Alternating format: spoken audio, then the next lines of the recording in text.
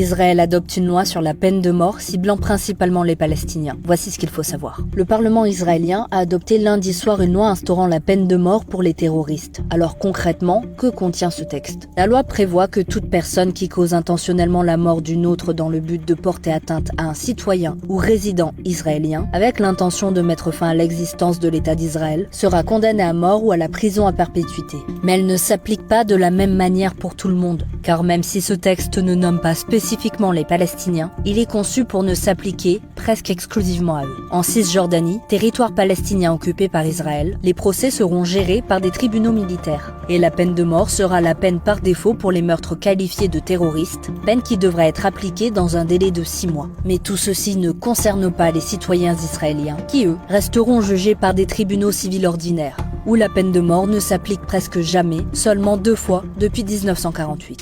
Ce texte voté par 62 voix pour et 48 voix contre était porté par un parti d'extrême droite, membre de la coalition gouvernementale du Premier ministre Benjamin Netanyahou, qui a lui-même voté en sa faveur. À l'extérieur de la Knesset, le Parlement israélien, cette victoire législative a été célébrée par le ministre de la Sécurité nationale et leader d'extrême droite Itamar Ben-Gvir et plusieurs autres députés avec du champagne. Alors il faut savoir que cette mesure ne fait pas l'unanimité au sein du pays comme à l'international. En février, l'ONU avait déjà alerté sur des définitions vagues et excessivement larges des infractions terroristes, pouvant inclure des comportements qui ne sont pas véritablement terroristes. Aussi, la nouvelle loi impose l'exécution par pendaison et restreint aux accusés l'accès à un avocat, ce qui est critiqué par Human Rights Watch. Quelques minutes après son adoption, l'Association pour les droits civils en Israël a d'ailleurs annoncé avoir déposé un recours en urgence devant la Cour suprême. Elle qualifie la loi d'inconstitutionnelle, discriminatoire par nature et pour les Palestiniens de Cisjordanie, adoptée sans base juridique. Le ministère palestinien des Affaires étrangères a quant à lui dénoncé une législation qui révèle une fois de plus la nature du système colonial israélien et une dangereuse escalade.